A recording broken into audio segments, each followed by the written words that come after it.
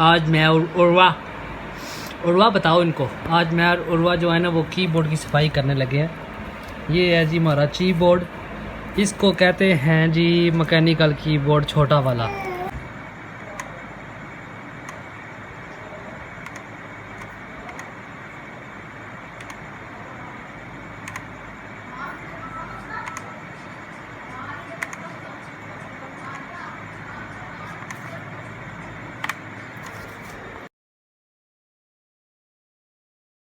इसकी की है ये वाली, ये उर्वा ने देखो पकड़ लिया ना।